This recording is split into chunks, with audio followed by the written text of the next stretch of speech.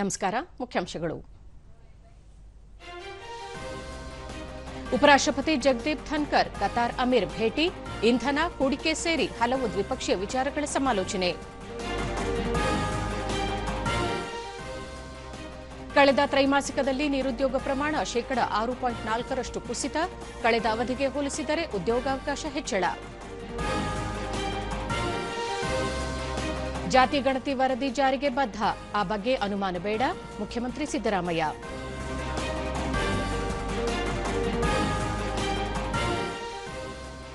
ಇಂದಿನಿಂದ champions trophy ಆರಂಭ, ಮೊದಲ ಪಂದ್ಯದಲ್ಲಿ ಪಾಕಿಸ್ತಾನ ನ್ಯೂಜಿಲೆಂಡ್ ಸೆಣಸು. ವಾರ್ತೆಗಳ ವಿವರ. ಉಪರಾಷ್ಟ್ರಪತಿ ಜಗದೀಪ್ ಧನ್ಕರ್ ದೆಹಲಿಯಲ್ಲಿ ನಿನ್ನೆ ಕತಾರ್ನ Emir Sheikh Tamim bin Hamad Al Thani ಅವರೊಂದಿಗೆ ದ್ವಿಪಕ್ಷೀಯ ಮಾತುಕತೆ ನಡೆಸಿದರು. ಈ ವೇಳೆ ಅವರು ತಾವು 2022ರಲ್ಲಿ ಕತಾರ್ಗೆ ಭೇಟಿ ನೀಡಿದಾಗ ಆತ್ಮೀಯ ಸ್ವಾಗತ ನೀಡಿದ್ದನ್ನು ಸ್ಮರಿಸಿದರು. ಉಭಯ ನಾಯಕರ ನಡುವೆ ಇಂಧನ, ವ್ಯಾಪಾರ, ಹೂಡಿಕೆ, ಸಂಸ್ಕೃತಿ ಮತ್ತು ಜನರ ನಡುವಿನ ಸಂಬಂಧಗಳ ಬಲವರ್ಧನೆ ಸೇರಿದಂತೆ ಹಲವು ದ್ವಿಪಕ್ಷೀಯ ವಿಚಾರಗಳ ಬಗ್ಗೆ ಸಮಾಲೋಚನೆ ನಡೆಸಿದರು.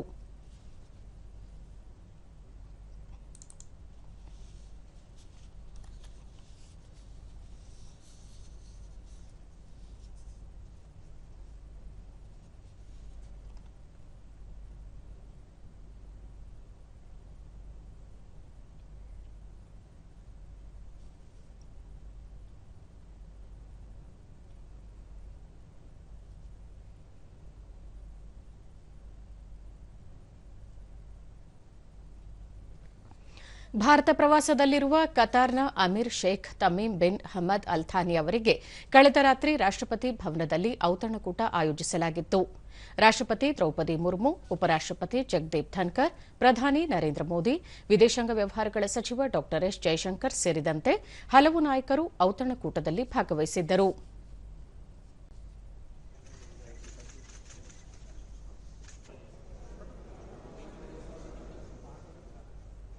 ಇದಕ್ಕೂ ಮುನ್ನ ಪ್ರಧಾನಿ ನರೇಂದ್ರ ಮೋದಿ ಮತ್ತು ಕತಾರ್ನ Emir Sheikh Tamim bin Hamad Al Thani ನೇತೃತ್ವದಲ್ಲಿ ನಿಯೋಗ ಮಟ್ಟದ ಮಾತುಕತೆ ನಡೆಯಿತು. ದ್ವಿಪಕ್ಷೀಯ ಕಾರ್ಯತಂತ್ರ ಪಾಲುದಾರಿಕೆ, ದ್ವಿಮುಖ ತೆರಿಗೆ ಉಳಿತಾಯ ಸೇರಿದಂತೆ ವಿವಿಧ ವಿಷಯಗಳ ಕುರಿತು ಒಡಂಬಡಿಕೆಗಳು ಏರ್ಪಟ್ಟವು.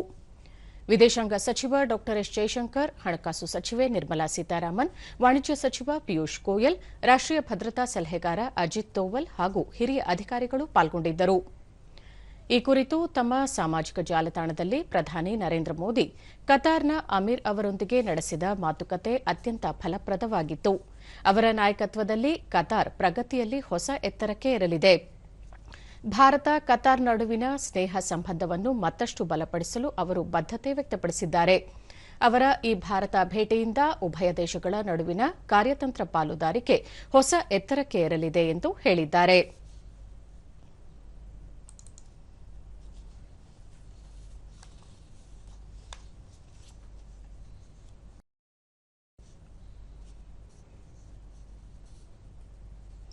ಪ್ರಧಾನಿ ನರೇಂದ್ರ ಮೋದಿ ಹಾಗೂ Qatar Amir Sheikh Tamim bin Ahmad Al Thani ನೇತೃತ್ವದಲ್ಲಿ ನಿನ್ನೆ ನಡೆದ ದ್ವಿಪಕ್ಷೀಯ ಮಾತುಕತೆಯಲ್ಲಿ ಉಭಯ ರಾಷ್ಟಗಳ ಕಾರ್ಯತಂತ್ರ ಪಾಲುದಾರಿಕೆ ಬಲವರ್ಧನೆಗೆ ಒತ್ತು ನೀಡಲಾಗಿದೆ ಎಂದು ವಿದೇಶಾಂಗ ಸಚಿವಾಲಯ ತಿಳಿಸಿದೆ. ದೆಹಲಿಯಲ್ಲಿ ಸುದ್ದಿಗೋಷ್ಠಿಯಲ್ಲಿ ವಿದೇಶಾಂಗ ಕಾರ್ಯದರ್ಶಿ ಅರುಣ್ ಕುಮಾರ್ ಚಟರ್ಜಿ ವ್ಯಾಪಾರ, ಹೂಡಿಕೆ, ಇಂಧನ ಸೇರಿದಂತೆ ವಿವಿಧ ವಲಯಗಳ ಸಹಕಾರಕ್ಕೆ ಒಪ್ಪಂದಗಳು ಏರ್ಪಟ್ಟಿವೆ ಎಂದರು. ಪ್ರಸ್ತುತ ಉಭಯ ರಾಷ್ಟಗಳ ನಡುವಿನ ವಾರ್ಷಿಕ ವ್ಯಾಪಾರ ಮೌಲ್ಯ $13 ಶತಕೋಟಿ ನಷ್ಟಿದ್ದು, ಮುಂದಿನ 5 ವರ್ಷಗಳಲ್ಲಿ ಇದನ್ನು ದ್ವಿಗುಣಗೊಳಿಸುವ ಗುರಿ ಹೊಂದಲಾಗಿದೆ. ಮಾಹಿತಿ ತಂತ್ರಜ್ಞಾನ, ಶಿಕ್ಷಣ, ಹಡಗು ನಿರ್ಮಾಣ, ಇಂಧನ, ಸ್ಟಾರ್ಟ್ಅಪ್, ಸ್ಮಾರ್ಟ್ ಸಿಟಿ ಸೇರಿದಂತೆ ವಿವಿಧ ಯೋಜನೆ ಮತ್ತು ವಲಯಗಳಲ್ಲಿ ಕಾರ್ಯತಂತ್ರ ಪಾಲುದಾರಿಕೆಯು ಉಭಯ ರಾಷ್ಟಗಳ ಅಭಿವೃದ್ಧಿಗೆ ನೆರವಾಗಲಿದೆ ಎಂದರು. ಪ್ರಧಾನಿ ನರೇಂದ್ರ ಮೋದಿ ಅವರು ಕಳೆದ ವರ್ಷ ಕತಾರ್ಗೆ ಭೇಟಿ ನೀಡಿದ್ದು, ಅಮೀರ್ ಅವರಿಗೆ ಭಾರತ ಭೇಟಿಯ ಆಮಂತ್ರಣ ನೀಡಿದ ಹಿನ್ನೆಲೆಯಲ್ಲಿ ಅಮೀರ್ ಅಲ್ ಥಾನಿ ಅವರು ಭಾರತಕ್ಕೆ ಆಗಮಿಸಿದ್ದಾರೆ ಎಂದರು.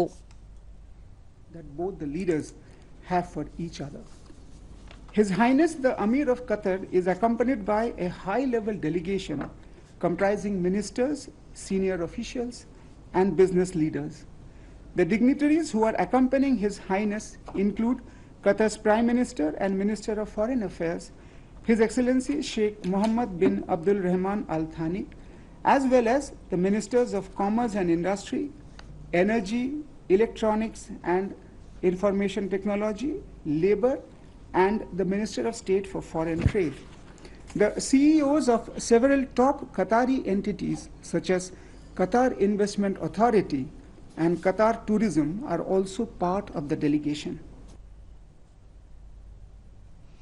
ಗುಜರಾತ್ ರಾಜ್ಯಾದ್ಯಂತ ನಡೆದ ಸ್ಥಳೀಯ ಸಂಸ್ಥೆ ಚುನಾವಣೆಯಲ್ಲಿ ಬಿಜೆಪಿಯನ್ನು ಜನರು ಬೆಂಬಲಿಸಿರುವುದಕ್ಕೆ ಪ್ರಧಾನಿ ನರೇಂದ್ರ ಮೋದಿ ಗುಜರಾತ್ನ ಜನತೆಗೆ ಧನ್ಯವಾದಗಳನ್ನು ತಿಳಿಸಿದ್ದಾರೆ. ಸಾಮಾಜಿಕ ಜಾಲತಾಣದಲ್ಲಿ ಅವರು ಬಿಜೆಪಿಯೊಂದಿಗೆ ಗುಜರಾತ್ನ ಬಾಂಧವ್ಯ ದಿನೇ ದಿನೇ ಬಲವರ್ಧನೆಗೊಳ್ಳುತ್ತಿದೆ. ಈ ಗೆಲುವು ಅಭಿವೃದ್ಧಿ ರಾಜಕಾರಣದ ಮತ್ತೊಂದು ಗೆಲುವಾಗಿದೆ. ಗುಜರಾತ್ನ ಜನತೆ ಪದೇ ಪದೇ ಬಿಜೆಪಿ ಮೇಲಿನ ವಿಶ್ವಾಸವನ್ನು ತೋರುತ್ತಲೇ ಬಂದಿದ್ದಾರೆ ಎಂದು ಹೇಳಿದ್ದಾರೆ. ಅಲ್ಲದೆ ಸ್ಥಳೀಯ ಸಂಸ್ಥೆಗಳ ಈ ಗೆಲುವು ಜನತೆಗೆ ಸೇವೆ ಸಲ್ಲಿಸಲು ಮತ್ತಷ್ಟು ಶಕ್ತಿ ತುಂಬಿದಂತಾಗಿದೆ. ಈ ಗೆಲುವಿಗಾಗಿ ತಳಮಟ್ಟದಲ್ಲಿ ಬಿಜೆಪಿ ಕಾರ್ಯಕರ್ತರು ಸಾಕಷ್ಟು ಶ್ರಮಿಸಿದ್ದಾರೆ. ಅದರಿಂದಾಗಿ ಇಂತಹ ಅದ್ಭುತ ಫಲಿತಾಂಶ ಲಭಿಸಿದೆ ಎಂದು ತಿಳಿಸಿದ್ದಾರೆ. ಕಳೆದ ಅಕ್ಟೋಬರ್ ಡಿಸೆಂಬರ್ ನಡುವಿನ ತ್ರೈಮಾಸಿಕದಲ್ಲಿ ನಗರ ಪ್ರದೇಶಗಳಲ್ಲಿನ 15 ವರ್ಷ ಮೇಲ್ಪಟ್ಟವರಲ್ಲಿ ನಿರುದ್ಯೋಗ ಪ್ರಮಾಣ ಶೇಕಡಾ 6.4ರಷ್ಟು ಕುಸಿತ ಕಂಡಿದೆ. ಸಾಂಖ್ಯಿಕ ಮತ್ತು ಕಾರ್ಯಕ್ರಮ ಅನುಷ್ಠಾನ ಸಚಿವಾಲಯದ ಅಂಕಿ ಅಂಶದ ಪ್ರಕಾರ ಕಳೆದ ವರ್ಷದ 3ನೇ ತ್ರೈಮಾಸಿಕದಲ್ಲಿ ಒಟ್ಟಾರೆ ನಿರುದ್ಯೋಗ ಪ್ರಮಾಣ ಶೇಕಡಾ 50.4ಕ್ಕೆ ಹೆಚ್ಚಳವಾಗಿತ್ತು. 2023ರ ಅಕ್ಟೋಬರ್ ಡಿಸೆಂಬರ್ ಅವಧಿಯಲ್ಲಿ ಈ ಪ್ರಮಾಣ ಶೇಕಡಾ 49.9ರಷ್ಟಿತ್ತು. ಇದೀಗ ಶೇಕಡಾ 6.4ರಷ್ಟು ಇಳಿಕೆಯಾಗಿದೆ.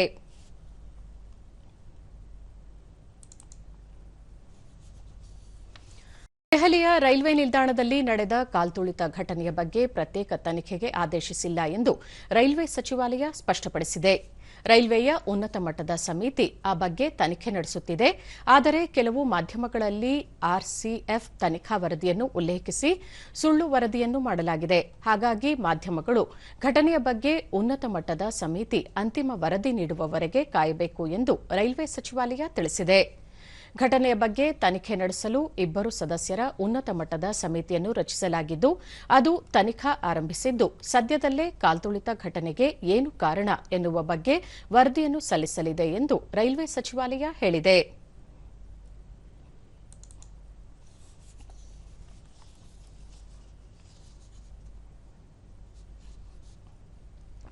ವಿದ್ಯಾರ್ಥಿಗಳಿಗೆ ಪರೀಕ್ಷೆಗಳನ್ನು ಸಮರ್ಥವಾಗಿ ಎದುರಿಸಲು ಉತ್ತೇಜನ ನೀಡಲು ಪ್ರಧಾನಿ ನರೇಂದ್ರ ಮೋದಿ ಅವರು ಆರಂಭಿಸಿರುವ ಪರೀಕ್ಷಾ ಪೆ ಚರ್ಚಾ ಕಾರ್ಯಕ್ರಮಕ್ಕೆ ಅದ್ಭುತ ಸ್ಪಂದನೆ ವ್ಯಕ್ತವಾಗುತ್ತಿದ್ದು 8ನೇ ಆವೃತ್ತಿಯ ಈ ಬಾರಿಯ ಚರ್ಚಾ ಕಾರ್ಯಕ್ರಮಕ್ಕೆ ಡಿಜಿಟಲ್ ಮಾಧ್ಯಮದಲ್ಲಿ ವ್ಯಾಪಕ ಪ್ರಶಂಸೆ ವ್ಯಕ್ತವಾಗಿದೆ.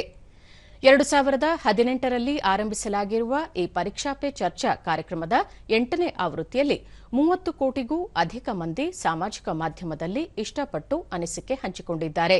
ಹಾಗೂ ಇನ್ಸ್ಟಾಗ್ರಾಂ ಒಂದರಲ್ಲಿ 1.5 ಕೋಟಿ ವಿದ್ಯಾರ್ಥಿಗಳು ವೀಕ್ಷಿಸಿದ್ದಾರೆ. ಸಾಮಾಜಿಕ ಮಾಧ್ಯಮದಲ್ಲಿ 3 ಲಕ್ಷ ಪೋಸ್ಟ್ಗಳನ್ನು ಸೃಷ್ಟಿಸಲಾಗಿದೆ.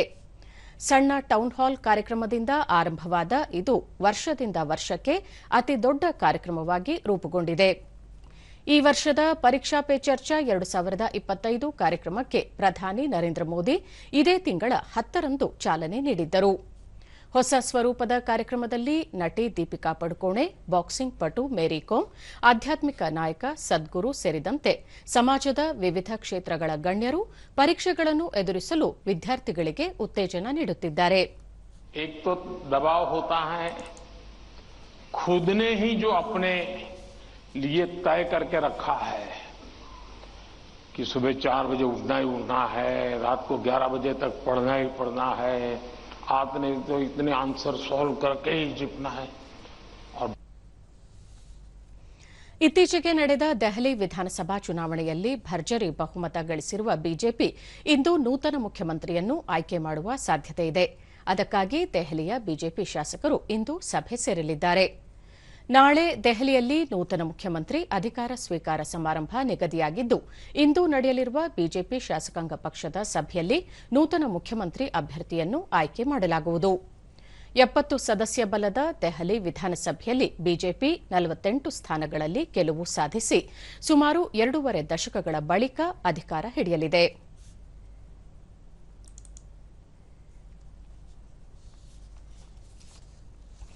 ಜಾತಿ ಗಣತಿ ವರದಿಯು ವೈಜ್ಞಾನಿಕವಾಗಿ ನಡೆದಿದ್ದು ಅದನ್ನು ನಮ್ಮ ಸರ್ಕಾರ ಖಂಡಿತವಾಗಿಯೂ ಜಾರಿಗೊಳಿಸುತ್ತದೆ. ಇದರಲ್ಲಿ ಯಾವುದೇ ಸಂಶಯ ಬೇಡ ಎಂದು ಮುಖ್ಯಮಂತ್ರಿ ಸಿದ್ದರಾಮಯ್ಯ ತಿಳಿಸಿದ್ದಾರೆ.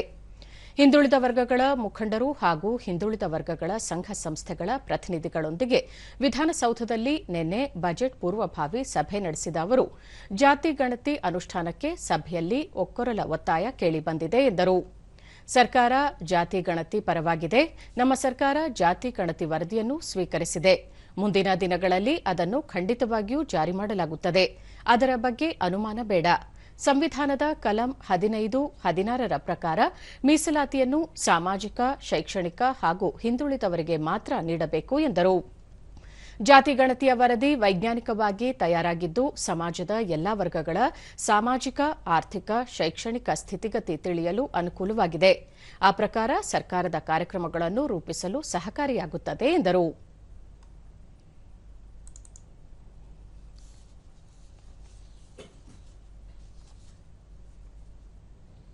ಚಿತ್ರದುರ್ಗ ಜಿಲ್ಲಾ ಪಂಚಾಯಿತಿ ಸಭಾಂಗಣದಲ್ಲಿ ಇಂಧನ ಸಚಿವ ಕೆಜೆ ಜಾರ್ಜ್ ಅಧ್ಯಕ್ಷತೆಯಲ್ಲಿ ನಿನ್ನೆ ಇಲಾಖೆಯ ಪ್ರಗತಿ ಪರಿಶೀಲನಾ ಸಭೆ ನಡೆಯಿತು. ಸಭೆಯಲ್ಲಿ ಜಿಲ್ಲಾ ಉಸ್ತುವಾರಿ ಸಚಿವ ಡಿ ಸುಧಾಕರ್, ಶಾಸಕ ಟಿ ರಘುಮೂರ್ತಿ, ವಿಧಾನ ಪರಿಷತ್ ಸದಸ್ಯ ಕೆಎಸ್ ನವೀನ್, ಕೆಪಿಟಿಸಿಎಲ್ ವ್ಯವಸ್ಥಾಪಕ ನಿರ್ದೇಶಕ ಪಂಕಜ್ ಕುಮಾರ್ ಪಾಂಡೆ, ಜಿಲ್ಲಾಧಿಕಾರಿ ಟಿ ವೆಂಕಟೇಶ್ ಸೇರಿದಂತೆ ಅಧಿಕಾರಿಗಳು ಉಪಸ್ಥಿತರಿದ್ದರು. ಶ್ರೀ ಟಿ ವೆಂಕಟೇಶ್ ಸರ್, ಬೆಂಗಳೂರು ವಿದ್ಯುತ್ ಸರಬರಾಜು ಕಂಪನಿ ಹಾಗೂ ಕರ್ನಾಟಕ ವಿದ್ಯುತ್ ಶಾಸಕರು ರಘುಮೂರ್ತಿ ಅವರೇ, ಇಲ್ಲಿ ಶಿಫ್ಟ್ ಮಾಡ್ಲಿಕ್ಕೆ ಆದಕ್ಕೆ ಲೋಡ್ ಮಾಡಿದಾಗ ತುಂಬಾ ದೊಡ್ಡ ಸಭೆ ಆಗ್ತಾ ಇತ್ತು. ಅದರಲ್ಲಿ ಕೆಲವೊಂದು ಭಾಗದಲ್ಲಿ ಮಾತ್ರ ನಾನು ಹೇಳಿದ್ನಲ್ಲ, ಆ ಕೆಲವೊಂದು ಭಾಗದ ವಿಚಾರ ಅವ್ರೇನ್ ತಿಳ್ಕೊಳ್ತಾರೆ, ಆ ಕೆಲವೊಂದು ಭಾಗದಲ್ಲಿ ಬರ್ದಿದ್ರೆ ಇಡೀ ಡಿಸ್ಟ್ರಿಕ್ಟ್ ಬರೋದಿಲ್ಲ ತಿಳ್ಕೊಂಡ್ಬಿಟ್ಟಿದ್ದಾರೆ. ಆ ಕೆಲವೊಂದು ಭಾಗದಲ್ಲಿ ರಿಪೇರಿ ಮಾಡಿ ಸಿಟಿ ಮಾಡ್ಬೇಕಾರೆ. ಸಭೆಯಲ್ಲಿ ಸಚಿವರು ರಾಜ್ಯದಲ್ಲಿ ಪ್ರಸ್ತುತ ಯಾವುದೇ ಲೋಡ್ ಶೆಡ್ಡಿಂಗ್ ಇಲ್ಲ. ರೈತರ ಕೃಷಿ ಪಂಪ್ಸೆಟ್ಗಳಿಗೆ ನಿತ್ಯವೂ 7 ಗಂಟೆ ಸಮರ್ಪಕ 3 ಫೇಸ್ ವಿದ್ಯುತ್ ಪೂರೈಸಬೇಕು. ಅದರಲ್ಲಿ ಯಾವುದೇ ರಾಜಿ ಇಲ್ಲ. ಇದಕ್ಕೆ ಬೇಕಾದ ಅಗತ್ಯ ವ್ಯವಸ್ಥೆಯನ್ನು ಮಾಡಿಕೊಳ್ಳಬೇಕು ಎಂದು ಅಧಿಕಾರಿಗಳಿಗೆ ಸೂಚನೆ ನೀಡಿದರು. ರೈತರು ಸಾರ್ವಜನಿಕರ ದೂರುಗಳಿಗೆ ತ್ವರಿತವಾಗಿ ಸ್ಪಂದಿಸಬೇಕು. ಕಚೇರಿಗಳಿಗೆ ವೃಥಾ ಅಲೆದಾಟ ತಪ್ಪಿಸುವ ನಿಟ್ಟಿನಲ್ಲಿ ಕಡ್ಡಾಯವಾಗಿ ಇ-ಆಫೀಸ್ ಅನುಷ್ಠಾನ ಮಾಡಬೇಕು ಎಂದು ಅಧಿಕಾರಿಗಳಿಗೆ ಆದೇಶ ನೀಡಿದರು. ಬಳಿಕ ಸುದ್ದಿಗಾರರ ಜೊತೆ ಅವರು ಪಂಚಖಾತ್ರಿ ಯೋಜನೆಗಳ ಪೈಕಿ ಗೃಹಜ್ಯೋತಿ ಯೋಜನೆಯಡಿ ಫಲಾನುಭವಿಗಳಿಗೆ ಪ್ರತಿ ತಿಂಗಳು ಶೂನ್ಯ ಬಿಲ್ ಹೋಗುತ್ತಿದೆ. ಗ್ರಾಹಕರಿಂದ ಯಾವುದೇ ರೀತಿಯ ದೂರುಗಳು ಬಂದಿಲ್ಲ ಎಂದು ತಿಳಿಸಿದರು.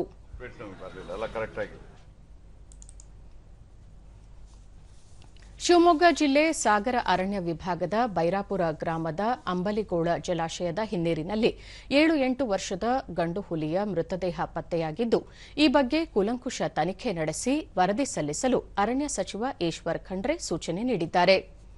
ಪ್ರಧಾನ ಮುಖ್ಯ ಅರಣ್ಯ ಸಂರಕ್ಷಣಾಧಿಕಾರಿ ಹಾಗೂ ಮುಖ್ಯ ವನ್ಯಜೀವಿ ಪರಿಪಾಲಕರಿಗೆ ಸೂಚನೆ ನೀಡಿರುವ ಸಚಿವರು ಹುಲಿಗೆ ಗುಂಡು ಹೊಡೆದ ಗಾಯವೂ ಇರುವುದಾಗಿ ಮಾಧ್ಯಮಗಳಲ್ಲಿ ಸಚಿತ್ರ ವರದಿಗಳು ಪ್ರಕಟವಾಗಿದ್ದು, ಈ ಬಗ್ಗೆ ತನಿಖೆ ನಡೆಸಿ 10 ದಿನಗಳ ಒಳಗಾಗಿ ವಾಸ್ತವ ವರದಿ ಸಲ್ಲಿಸಲು ತಿಳಿಸಿದ್ದಾರೆ. ಹುಲಿಯ ಮೃತದೇಹ ಪತ್ತೆಯಾಗಿರುವ ಪ್ರದೇಶದಲ್ಲಿ ಯಾವತ್ತೂ ಹುಲಿಯ ದರ್ಶನವೇ ಆಗಿಲ್ಲ. ಹೀಗಾಗಿ ಬೇರೆ ಕಡೆ ಹುಲಿ ಕೊಂದು ಇಲ್ಲಿ ಹಾಕಿರಬಹುದು ಎಂಬ ಅನುಮಾನವನ್ನು ಸ್ಥಳೀಯರು ವ್ಯಕ್ತಪಡಿಸಿರುವುದಾಗಿಯೂ ವರದಿಯಲ್ಲಿ ಉಲ್ಲೇಖಿಸಲಾಗಿದ್ದು, ಈ ಬಗ್ಗೆಯೂ ತನಿಖೆ ನಡೆಸಲು ಸೂಚಿಸಿದ್ದಾರೆ.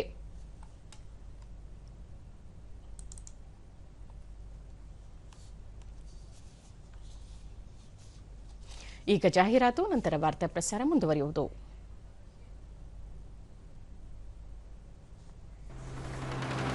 ಭಾರತ ಸರ್ಕಾರವು ರೈತರ ಅಭಿವೃದ್ಧಿಗಾಗಿ ಹಲವಾರು ಯೋಜನೆಗಳನ್ನು ನಡೆಸುತ್ತಿದೆ.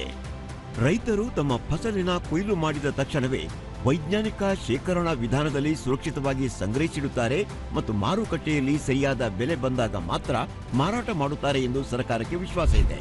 ರೈತರು WDRAಯಲ್ಲಿ ನೋಂದಾಯಿಸಲಾದ ಗೋದಾಮುಗಳಲ್ಲಿ ಶೇಖರಿಸಿದ ಬೆಳೆಗಳ ಮೇಲೆ ಬ್ಯಾಂಕ್ಗಳಿಂದ ಸಾಲ ಪಡೆಯಬಹುದು. ಭಾರತ ಸರ್ಕಾರವು ಡಿಜಿಟಲ್ ಗೇಟ್ವೇ ಇ-ಕಿಸಾನ್ ಉಪಜ್ ನಿಧಿಯನ್ನು ಅಭಿವೃದ್ಧಿಪಡಿಸಿದೆ. ಹಾಗಾಗಿ ರೈತರು ಪದೇ ಪದೇ ಬ್ಯಾಂಕಿಗೆ ಭೇಟಿ ನೀಡುವ ಅಗತ್ಯ ಇರುವುದಿಲ್ಲ. ರೈತರು ಜನಸಮರ್ಥ ಪೋರ್ಟಲ್ನಲ್ಲಿ ನೋಂದಾಯಿಸಿಕೊಳ್ಳಲಿದ್ದಾರೆ. ಗೇಟ್ವೇಯ ರೂಲ್ ಎಂಜಿನ್ ಅರ್ಜಿದಾರರ ಅರ್ಹತೆಯನ್ನು ಪರಿಶೀಲಿಸುತ್ತದೆ ಮತ್ತು ವಿವಿಧ ಆಯ್ಕೆಗಳನ್ನು ಪ್ರಸ್ತುತಪಡಿಸುತ್ತದೆ. ಮಾಡಿದ ಆಯ್ಕೆಯ ಆಧಾರದ ಮೇಲೆ ಸಂಬಂಧಿತ ಬ್ಯಾಂಕ್ ಸಾಲದ ಮೊತ್ತವನ್ನು ವಿತರಿಸುತ್ತದೆ. ಈ ಡಿಜಿಟಲ್ ಗೇಟ್ವೇ ಮೂಲಕ ಅವರು ತಮ್ಮ ಬೆಳೆಗಳನ್ನು ಸರಿಯಾದ ಬೆಲೆಗೆ ಮಾರಾಟ ಮಾಡುವ ಸ್ವಾತಂತ್ರ್ಯ ಸಿಗುತ್ತದೆ. ಮಂಡ್ಯ ಜಿಲ್ಲೆಯ ವಿವಿಧ ಇಲಾಖೆಗಳ ಪ್ರಗತಿ ಪರಿಶೀಲನಾ ಸಭೆ ಜಿಲ್ಲಾ ಉಸ್ತುವಾರಿ ಸಚಿವ ಎನ್ ಚೆಲುವರಾಯಸ್ವಾಮಿ ನೇತೃತ್ವದಲ್ಲಿ ಮಂಡ್ಯದಲ್ಲಿ ನಿನ್ನೆ ನಡೆಯಿತು. ಶಾಸಕರಾದ ಪಿಎಂ ನರೇಂದ್ರ ಸ್ವಾಮಿ, ಎಂಬಿ ರಮೇಶ್ ಬಾಬು, ಬಂಡಿ ಸಿದ್ದೇಗೌಡ, ಪಿ ರವಿಕುಮಾರ್, ವಿಧಾನ ಪರಿಷತ್ ಸದಸ್ಯರಾದ ಮಧು ಜಿ ಮಾದೇಗೌಡ, ದಿನೇಶ್ ಗೂಳಿಗೌಡ, ಜಿಲ್ಲಾಧಿಕಾರಿ ಡಾ ಕುಮಾರ್, ಜಿಲ್ಲಾ ಪಂಚಾಯತ್ ಮುಖ್ಯ ಕಾರ್ಯನಿರ್ವಹಣಾಧಿಕಾರಿ ನಂದಿನಿ, ಪೊಲೀಸ್ ವರಿಷ್ಠಾಧಿಕಾರಿ ಮಲ್ಲಿಕಾರ್ಜುನ್ ಬಾಲದಂಡಿ ಮತ್ತಿತರರು ಉಪಸ್ಥಿತರಿದ್ದರು. ಸಾರ್ವಜನಿಕರಿಗೆ ಮತ್ತು ಅದಕ್ಕೆ ಒಂದು ಸ್ಪಂದಿಸಿದ್ರೆ ಮತ್ತೆ ಏನು ನಮ್ಮ ಮಾಡಿಸ್ಕೊಂಡು ನಂತರ ಮಾತ್ರ ಅವರು ವಸೂಲಾತಿಗೆ ಹೋಗಬೇಕಾಗುತ್ತೆ ಸರ್.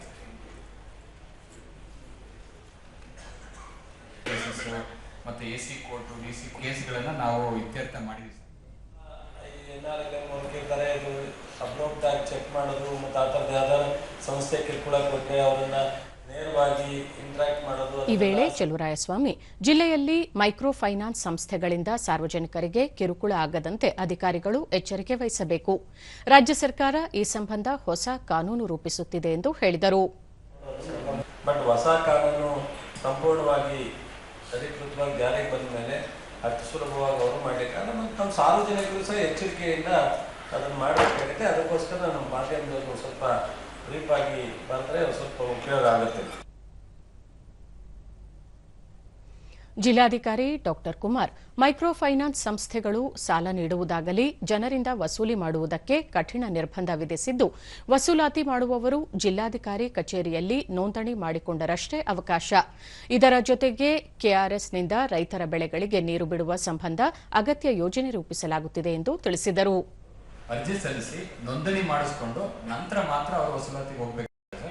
ಹಾಗಾಗಿ ನಾವು ದೂರು ಪ್ರಾಧಿಕಾರಕ್ಕೂ ಕೂಡ ನಾವು ಅದೇ ರೀತಿ ಕೇಸಸ್ ಅನ್ನು ಬುಕ್ ಮಾಡಿ ಕೇಳಿದ್ವಿ. ಬಳಿಕ ಚೆಲುವರಾಯಸ್ವಾಮಿ ಸಾರ್ವಜನಿಕರ ಸಮಸ್ಯೆಗಳಿಗೆ ಅಧಿಕಾರಿಗಳು ಸ್ಪಂದಿಸುವ ಮೂಲಕ ಅಭಿವೃದ್ಧಿಗೆ ಒತ್ತು ನೀಡಬೇಕು. ವಿವಿಧ ಇಲಾಖೆಗಳಿಗೆ ರಾಜ್ಯ ಸರ್ಕಾರ ನೀಡುವ ಅನುದಾನ ಮತ್ತು ಗುರಿ ಸಾಧನೆಗೆ ಎಲ್ಲರೂ ಒತ್ತು ನೀಡಬೇಕು. ಜೊತೆಗೆ ಅನುದಾನವನ್ನು ಮಾರ್ಚ್ ಅಂತ್ಯದೊಳಗೆ ವೆಚ್ಚ ಮಾಡಲು ಕಾರ್ಯಕ್ರಮಗಳನ್ನು ರೂಪಿಸಬೇಕು ಎಂದು ಹೇಳಿದರು. ಮಾರ್ಚ್ 10ಕ್ಕೆ ನಾನು ರಿಪೋರ್ಟ್ ಅನ್ನು ಕೇಳ್ತೀನಿ. ಮಾರ್ಚ್ 10ನೇ ತಾರೀಕು ಆ ಥರದ ಯಾವುದೇ ಇಲಾಖೆ ಅಧಿಕಾರಿಗಳು ನಿರ್ಲಕ್ಷ್ಯತೆ ಕಂಡು ಬಂದರೆ ಅವ್ರ ಬಗ್ಗೆ ಕ್ರಮಕ್ಕೆ ನಾವು ಯಾವುದೇ ಕಾರಣಕ್ಕೆ ಹಿಂಜರಿಯುವಂಥ ಪ್ರಶ್ನೆ ಬರಲ್ಲ. ಅದನ್ನು ನಾವು ಗಮನದಲ್ಲಿ ಇಟ್ಕೊಂಡು ಕೆಲಸ ಮಾಡಬೇಕು ಅಂತ ಹೇಳಿ ಅಜೆಂಡಾ ವೈಸ್ ಹೋಗೋಣ.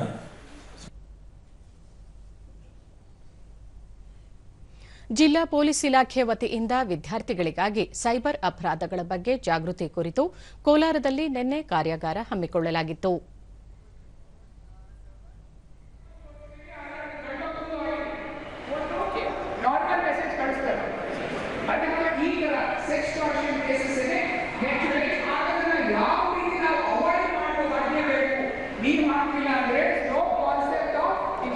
ಈ ವೇಳೆ ಪೊಲೀಸ್ ವರಿಷ್ಠಾಧಿಕಾರಿ ಬಿ ನಿಖಿಲ್ ಸೈಬರ್ ಅಪರಾಧ, ಡಿಜಿಟಲ್ ಬಂಧನ, ಕೆವೈಸಿ ಮತ್ತು ಹೂಡಿಕೆ ಮೂಲಕ ಜನರಿಗೆ ಆಗುವ ವಂಚನೆ, ಅನುಮಾನಾಸ್ಪದ ಲಿಂಕ್ಗಳನ್ನು ತೆರೆಯದಂತೆ ವಿದ್ಯಾರ್ಥಿಗಳು ಎಚ್ಚರಿಕೆ ವಹಿಸಬೇಕು ಎಂದು ತಿಳಿಸಿದರು. ಡಿಟೆಕ್ಟ್ ಮಾಡಬೇಕು, ಆಮೇಲೆ ಪ್ರಿವೆಂಟ್ ಮಾಡಬೇಕು. ಎರಡನ್ನೂ ಅವರಿಗೆ ನಾವು ಒಂದು ವರ್ಕ್ಶಾಪ್ ಮೂಲಕ ರಿಯಲ್ ಲೈಫ್ ಕೇಸಸ್ಸು ಮತ್ತು ಎಕ್ಸಾಂಪಲ್ಸ್ ಮೂಲಕ ಅವರಿಗೆ ನಾವು ತಿಳುವಳಿಕೆಯನ್ನು ನೀಡಿದ್ದೀವಿ. ಈ ಒಂದು ನಿಟ್ಟಿನಲ್ಲಿ ನಾವು ಜಾಗರೂಕತೆಯನ್ನು ಹೆಚ್ಚು ವಿದ್ಯಾರ್ಥಿಗಳ ಮೂಲಕ ಇದನ್ನು ನಾವು ಮಾಡಬೇಕು ಅಂತ ಈ ವರ್ಕ್ಶಾಪನ್ನು ನಾವು ಆಯೋಜನೆ ಮಾಡಿರೋದು. ದೂರದರ್ಶನದೊಂದಿಗೆ ವಿದ್ಯಾರ್ಥಿನಿ ಫಾತಿಮಾ ಕಾರ್ಯಾಗಾರದಲ್ಲಿ ಸೈಬರ್ ವಂಚನೆಗಳ ಕುರಿತು ಮಾಹಿತಿ ನೀಡಿದ್ದು, ಇದರಿಂದ ಅನುಕೂಲವಾಗಲಿದೆ ಎಂದರು. For giving awareness for us, and we'll be aware about that, and we'll say our parents also to be aware about that, and our surroundings, children's, everybody. ಮತ್ತೋರ್ವ ವಿದ್ಯಾರ್ಥಿನಿ ಸುಮರಿಯಾ ಸೈಬರ್ ಸಮಸ್ಯೆಗಳು ಮತ್ತು ಅದರಿಂದ ಹೊರಬರುವುದರ ಕುರಿತು ಅಧಿಕಾರಿಗಳು ಉಪಯುಕ್ತ ಮಾಹಿತಿ ನೀಡಿದ್ದಾರೆ ಎಂದು ಹೇಳಿದರು. It was very helpful to us. As a student, I learned a lot of things from this program, and I thank everyone for giving this opportunity for attending this program. And we learned many things like how to identify the cyber crimes and many other things. ಸ್ವಯಂ ಸೇವಕ ಚಂದನ್ ಇತ್ತೀಚೆಗೆ cyber ಅಪರಾಧಗಳು ಹೆಚ್ಚಾಗುತ್ತಿದ್ದು, ವಿದ್ಯಾರ್ಥಿಗಳೇ ಹೆಚ್ಚು ಸಮಸ್ಯೆಗಳಿಗೆ ಸಿಲುಕಿಕೊಳ್ಳುತ್ತಿದ್ದಾರೆ. ಈ ಹಿನ್ನೆಲೆಯಲ್ಲಿ ಕಾಲೇಜು ವಿದ್ಯಾರ್ಥಿಗಳಿಗೆ ಸೈಬರ್ ಅಪರಾಧ ಸೇರಿದಂತೆ ಹಲವು ವಿಚಾರಗಳ ಬಗ್ಗೆ ಅರಿವು ಮೂಡಿಸಲಾಯಿತು ಎಂದು ತಿಳಿಸಿದರು. ಫೋನ್ನ ಹ್ಯಾಕ್ ಮಾಡಿ ದುಡ್ಡನ್ನು ಕಳ್ತನ ಮಾಡುವಂಥದ್ದು. ಅದಕ್ಕೆ ಈ ಎಲ್ಲ ರೀತಿಯ ಸ್ಕ್ಯಾಮ್ಗಳ ಬಗ್ಗೆ ಸ್ಟೂಡೆಂಟ್ಸೇ ತುಂಬ ವಿಕ್ಟಿಮ್ ಆಗ್ತಾ ಇದ್ದಾರೆ. ಪ್ರೌಢಶಾಲಾ ವಿದ್ಯಾರ್ಥಿ ಚಿಕ್ಕ ವಯಸ್ಸಿನಲ್ಲೇ ಸ್ವ ಇಚ್ಛೆಯಿಂದ ವಿನೂತನ ಸಾಧನೆ ಕಂಡುಹಿಡಿದು ರಾಜ್ಯ ಮಟ್ಟದಲ್ಲಿ ಪ್ರಶಸ್ತಿ ಪಡೆಯುವ ಮೂಲಕ ಎಲ್ಲರ ಮೆಚ್ಚುಗೆಗೆ ಪಾತ್ರರಾಗಿದ್ದಾರೆ. ಆನೇಕಲ್ ವಿದ್ಯಾರ್ಥಿಯ ಸಾಧನೆ ಕುರಿತ ವರದಿ ಇಲ್ಲಿದೆ. ಬೆಂಗಳೂರಿನ ಖಾಸಗಿ ಶಾಲೆಯಲ್ಲಿ 8ನೇ ತರಗತಿ ವ್ಯಾಸಂಗ ಮಾಡುತ್ತಿರುವ ಪಾಂಡುರಂಗ ಮೆಕ್ಯಾನಿಕಲ್ ಜನರೇಟರ್ ಎಂಬ ಸಾಧನ ಕಂಡುಹಿಡಿದಿದ್ದು, ಇದರಿಂದ ವಿದ್ಯುತ್ ಕಾಂತೀಯ ಶಕ್ತಿಯನ್ನು ವಿದ್ಯುತ್ ಶಕ್ತಿಯಾಗಿ ಪರಿವರ್ತನೆ ಮಾಡಬಹುದಾಗಿದೆ. ಪಾಂಡುರಂಗನ ಈ ಆವಿಷ್ಕಾರಕ್ಕೆ ಜಿಲ್ಲಾ ಮತ್ತು ರಾಜ್ಯ ಮಟ್ಟದ ಸ್ಪರ್ಧೆಯಲ್ಲಿ ಪ್ರಥಮ ಪ್ರಶಸ್ತಿ ಲಭಿಸಿದೆ. ಕೇವಲ 2,000 ರೂಪಾಯಿ ವೆಚ್ಚದಲ್ಲಿ ತಯಾರಿಸಿರುವ ಈ ಸಾಧನ ಸ್ವಚಾಲಿತ ಚಾರ್ಜಿಂಗ್ ವ್ಯವಸ್ಥೆ ಹೊಂದಿದ್ದು, ಯುಪಿಎಸ್ ಮಾದರಿಯಲ್ಲಿ ಗೃಹೋಪಯೋಗಿ ಮತ್ತು ಅಂಗಡಿ ಮುಂಗಟ್ಟುಗಳಲ್ಲಿ ಸುಲಲಿತವಾಗಿ ಬಳಕೆ ಮಾಡಬಹುದಾಗಿದೆ. ದೂರದರ್ಶನದೊಂದಿಗೆ ವಿದ್ಯಾರ್ಥಿ ಪಾಂಡುರಂಗ ತಾನು ತಯಾರಿಸಿರುವ ಮೆಕ್ಯಾನಿಕಲ್ ಜನರೇಟರ್ ಸಾಧನವನ್ನು ಗ್ರಾಮೀಣ ಪ್ರದೇಶಗಳಲ್ಲಿ ಬಳಸುವುದರಿಂದ ವಿದ್ಯುತ್ ಸಮಸ್ಯೆ ನಿವಾರಿಸಬಹುದು ಎಂದರು. ನಾನು ಮಾಡಿರೋ ಮಾಡೆಲ್ ಹೆಸರು ಬಂದ್ಬಿಟ್ಟು ಮೆಕ್ಯಾನಿಕಲ್ ಮತ್ತು ಆಟೋಮೆಟಿಕ್ ಜನರೇಟರ್ ಅಂತ. ಅದೇನು ಮಾಡುತ್ತೆ ಅಂದರೆ ಎಲೆಕ್ಟ್ರಿಸಿಟಿ ಜನರೇಟ್ ಮಾಡುತ್ತೆ. ಕಾಸ್ಟು ಬಂದ್ಬಿಟ್ಟು ಒಂದು 3,000 ಒಳಗೆ ಮುಗ್ದೋಗುತ್ತೆ. ಲೈಫ್ ಟೈಮ್ ಯೂಸ್ ಮಾಡ್ಕೋಬೋದು ಅನ್ನೋದು ಒಂದು ಕಾನ್ಸೆಪ್ಟು. ಅದು ಇಲ್ಲದ್ರೆ ಪೂರ್ ಪೀಪಲ್ಗೆ ಮತ್ತು ಇವಾಗ ಎಷ್ಟೊಂದು ಹಳ್ಳಿ ಇಂಪ್ಲಿಮೆಂಟ್ ಆಗಿಲ್ಲ, ಇನ್ನೂ ಹಂಗೆ ಇದೆ. ಹಳ್ಳಿಗಳಲ್ಲಿ ಕರೆಂಟು ಇಲ್ಲ, ಅಲ್ಲಿ ನಾವು ಇದನ್ನು ಯೂಸ್ ಮಾಡಿದ್ರೆ ಎಲ್ಲ ಮನೆಗೂ ಕರೆಂಟ್ ಸಿಗುತ್ತೆ. ಶಾಲಾ ಶಿಕ್ಷಕಿ ಅರುಣ ಆವಿಷ್ಕಾರದಲ್ಲಿ ಪಾಂಡುರಂಗ ಹೆಚ್ಚು ಆಸಕ್ತಿ ಹೊಂದಿದ್ದು, ಹಂತ ಹಂತವಾಗಿ ಸ್ವಯಂ ಚಾಲಿತ ಚಾರ್ಜಿಂಗ್ ವ್ಯವಸ್ಥೆ ಹೊಂದಿರುವ ವಿನೂತನ ಸಾಧನ ಕಂಡುಹಿಡಿದಿದ್ದಾರೆ ಎಂದು ತಿಳಿಸಿದರು.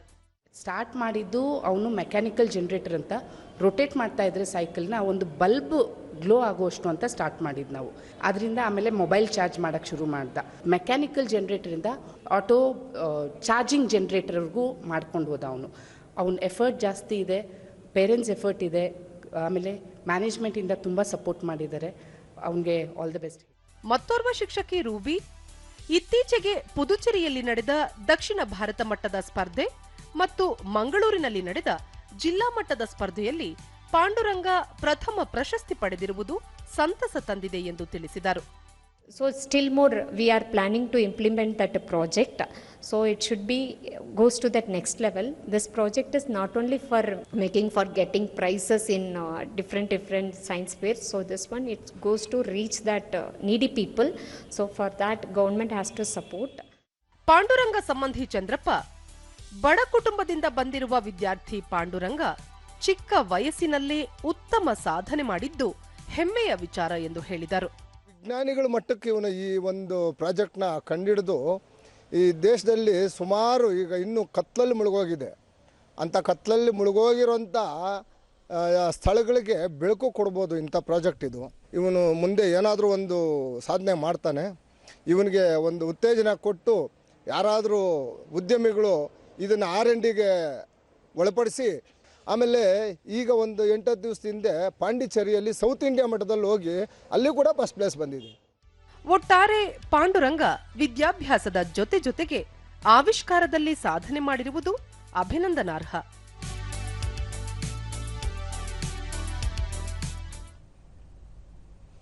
ಉತ್ತರ ಪ್ರದೇಶದ ಪ್ರಯಾಗ್ರಾಜ್ನಲ್ಲಿ ನಡೆಯುತ್ತಿರುವ ಮಹಾಕುಂಭಮೇಳದಲ್ಲಿ ಇದುವರೆಗೂ 55 ಕೋಟಿಗೂ ಅಧಿಕ ಭಕ್ತರು ಪುಣ್ಯ ಸ್ನಾನ ಮಾಡಿದ್ದಾರೆ. ಗಂಗಾ, ಯಮುನಾ, ಸರಸ್ವತಿಯ ತ್ರಿವೇಣಿ ಸಂಗಮದಲ್ಲಿ ಪುಣ್ಯ ಸ್ನಾನ ಮಾಡಲು ಕೇಂದ್ರ ಸಚಿವರು, ಸಾಧು ಸಂತರು, ಪ್ರಮುಖ ಗಣ್ಯರು, ಯಾತ್ರಾರ್ಥಿಗಳು ಹೆಚ್ಚಿನ ಸಂಖ್ಯೆಯಲ್ಲಿ ಆಗಮಿಸುತ್ತಿದ್ದಾರೆ. ಇದೇ 26ರವರೆಗೆ ಮಹಾಕುಂಭ ನಡೆಯಲಿದ್ದು, ಅಲ್ಲಿಯವರೆಗೆ ಇನ್ನಷ್ಟು ಭಕ್ತರು ಸ್ನಾನ ಮಾಡುವ ನಿರೀಕ್ಷೆಯಿದೆ. ಮಹಾಕುಂಭಮೇಳದಲ್ಲಿ ಸರಿಸುಮಾರು 45 ಕೋಟಿ ಭಕ್ತರು ಸ್ನಾನ ಮಾಡುವ ನಿರೀಕ್ಷೆಯಿದೆ ಎಂದು ಕೇಂದ್ರ ಸರ್ಕಾರ ಹೇಳಿತ್ತು. ಆ ಸಂಖ್ಯೆಯನ್ನು ದಾಟಿ ಹೊಸ ದಾಖಲೆ ಸೃಷ್ಟಿಯಾಗಿದೆ.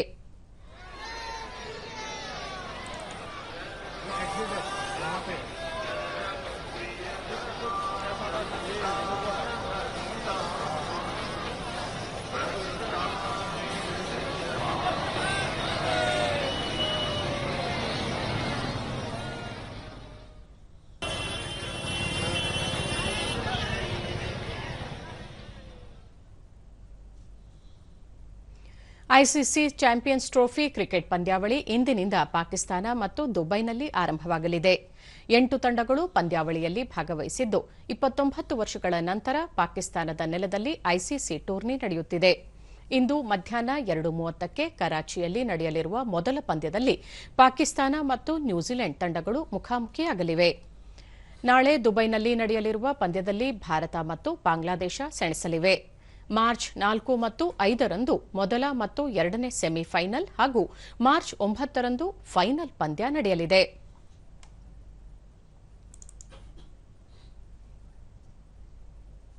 ಎಫ್ಐಎಚ್ ಹಾಕಿ ಪಂದ್ಯಾವಳಿಯಲ್ಲಿ ಭಾರತದ ವನಿತೆಯರ ತಂಡ ಭುವನೇಶ್ವರದಲ್ಲಿ ನಡೆದ ಪಂದ್ಯಾವಳಿಯಲ್ಲಿ ಸ್ಪೇನ್ ವಿರುದ್ಧ 3-4ರಿಂದ ಪರಾಭವಗೊಂಡಿದೆ.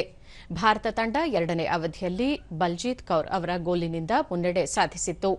ಆದರೆ ಸ್ಪೇನ್ ಆಟಗಾರರು ಕೆಲವೇ ನಿಮಿಷಗಳಲ್ಲಿ ಅದನ್ನು ಸರಿಗಟ್ಟಿದರು. ಪಂದ್ಯದ ಅಂತಿಮ ಹಂತದಲ್ಲಿ ಸ್ಪೇನ್ 1 ಗೋಲು ಗಳಿಸಿ ಗೆಲುವು ಸಾಧಿಸಿತು. ಈಗ ಇಂದಿನ ಪತ್ರಿಕೆಗಳ ಎಣುಕುನೋಟ.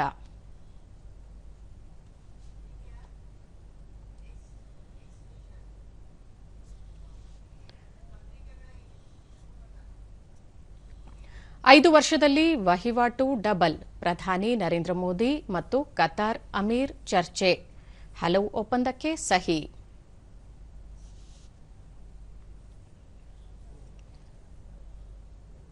ಗುತ್ತಿಗೆ ಮೀಸಲು ಹೆಚ್ಚಿಸಲು ಕ್ರಮ, ದಲಿತ ನಾಯಕರಿಗೆ ಸಿಎಂ ಭರವಸೆ, ಬಜೆಟ್ ಪೂರ್ವಭಾವಿ ಸಭೆ, ಸಚಿವ ಎಚ್ಸಿ ಮಹದೇವಪ್ಪ. 32 ಲಕ್ಷ ಆಸ್ತಿಗೆ ಬಿ ಖಾತಾ ಭಾಗ್ಯ, ಇಂದಿನಿಂದಲೇ ಅಭಿಯಾನ, 3 ತಿಂಗಳ ಒಳಗೆ ಪೂರ್ಣ, ಅನಧಿಕೃತ ಬಡಾವಣೆಗಳಿಗೆ ಕಡಿವಾಣ. ಜಾತಿ ಗಣತಿ ವರದಿ ಜಾರಿ ಆಗೇ ಆಗುತ್ತೆ, ಈ ಬಗ್ಗೆ ಅನುಮಾನವೇ ಬೇಡ, ವರದಿ ವೈಜ್ಞಾನಿಕ, ವಿರೋಧಕ್ಕೆ ತಪ್ಪುಗ್ರಹಿಕೆ ಕಾರಣ, ಮುಖ್ಯಮಂತ್ರಿ ಸಿದ್ದರಾಮಯ್ಯ. ಇಂದಿನಿಂದ ಚಾಂಪಿಯನ್ಸ್ ಟ್ರೋಫಿ ಹಂಗಾಮ, ಉದ್ಘಾಟನಾ ಪಂದ್ಯದಲ್ಲಿ ಪಾಕಿಸ್ತಾನ ನ್ಯೂಜಿಲೆಂಡ್ ಸೆಣಸು, ನಾಳೆ ಭಾರತ ಬಾಂಗ್ಲಾದೇಶ ತಂಡಗಳ ಮುಖಾಮುಖಿ.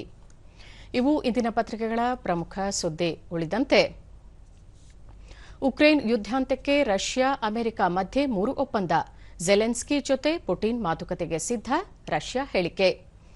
ಒಂಟಿ ಮನೆ ನಿರ್ಮಾಣಕ್ಕೆ ಅರ್ಜಿ ಸಲ್ಲಿಸಿ, ಮುಖ್ಯ ಆಯುಕ್ತ ತುಷಾರ್ ಗಿರಿನಾಥ್ ನಾಗರಿಕರಲ್ಲಿ ಮನವಿ.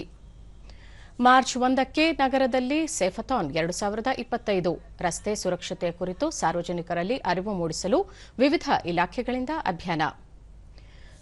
ದೂರವಾದ ಚಳಿ, ತಾಪಮಾನ ಹೆಚ್ಚಳ. ತೆಂಗಿನಕಾಯಿ ಬೆಲೆ ಕಿಲೋಗೆ 70 ರೂಪಾಯಿ ಏರಿಕೆ, ಬೆಳೆ ವಿಸ್ತೀರ್ಣ 1.17 ಲಕ್ಷ ಹೆಕ್ಟೇರ್ ಇಳಿಕೆ, ಶೇಕಡ 40ರಷ್ಟು ಇಳುವರಿ ಕೊರತೆ, ಮಾರುಕಟ್ಟೆಗೆ ಶೇಕಡ 60ರಷ್ಟು ಪೂರೈಕೆ ಕಡಿತ. ಕೊನೆಯಲ್ಲಿ ಮತ್ತೊಮ್ಮೆ ಮುಖ್ಯಾಂಶಗಳು.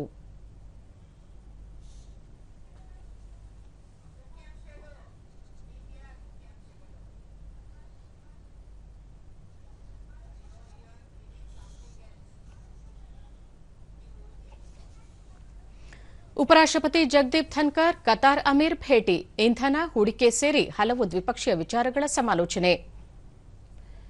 ಕಳೆದ ತ್ರೈಮಾಸಿಕದಲ್ಲಿ ನಿರುದ್ಯೋಗ ಪ್ರಮಾಣ ಶೇಕಡ 6.4ರಷ್ಟು ಕುಸಿತ, ಕಳೆದ ಅವಧಿಗೆ ಹೋಲಿಸಿದರೆ ಉದ್ಯೋಗಾವಕಾಶ ಹೆಚ್ಚಳ. ಜಾತಿ ಗಣತಿ ವರದಿ ಜಾರಿಗೆ ಬದ್ಧ, ಆ ಬಗ್ಗೆ ಅನುಮಾನವೇ ಬೇಡ, ಮುಖ್ಯಮಂತ್ರಿ ಸಿದ್ದರಾಮಯ್ಯ. ಇಂದಿನಿಂದ ಚಾಂಪಿಯನ್ಸ್ ಟ್ರೋಫಿ ಆರಂಭ, ಮೊದಲ ಪಂದ್ಯದಲ್ಲಿ ಪಾಕಿಸ್ತಾನ ನ್ಯೂಜಿಲೆಂಡ್ ಸೆಣಸು.